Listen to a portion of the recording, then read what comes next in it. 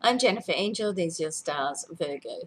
Now, there's a whole heap of activity happening in your solar fifth house this week. So it's a very personal area of your chart, very creative as well. Now, there's the new moon, your ruling planet, Mercury, the communicator.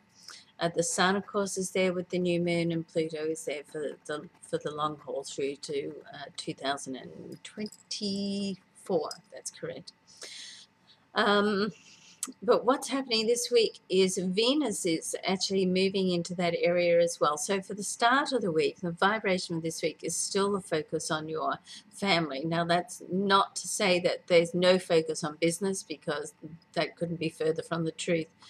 But certainly family and relationships are certainly high on your priority list. Now, when Venus moves in on the 9th, which is Wednesday, to this area of your chart, the solar fifth house, it's one of the times of the year that it's possible for relationships to spark, to start, to commence, and relationships of substance as well. So it's possible that if you're looking for love, this is one of the times that you can actually find love. But of course, as I always say, you've got to be ready and waiting for it and want love to enter your life. Otherwise, it can pass you by, just because the stars say excuse me, that it makes the opens up the vibration of the energy.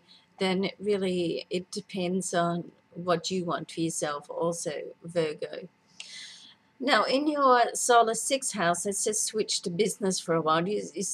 There's Mars sitting there in your solar sixth house. There is a confronting aspect with Mars and Saturn sitting in your solar third house of area of discussion and communication.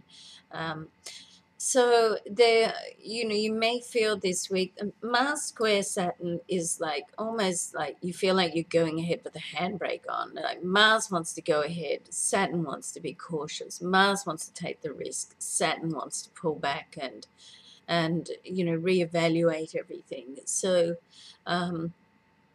can it be frustrating? Of course, it can be somewhat frustrating, but the plus side is that it does give you a chance to reevaluate, get the facts and figures. So this is really, good for Virgo, because you like to make sure that you're making informed decisions. So that little bit of a pullback time allows you to do that, and that's really on a business level and anything to do with a creative or field or communicating, as in writing or media.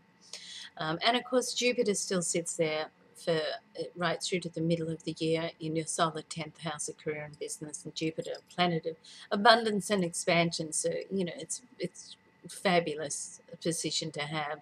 You really need to recognize opportunities this year and go after them. Okay, have a great week. Good start to the year. I'm Jennifer Angel. Thanks for watching, Virgo.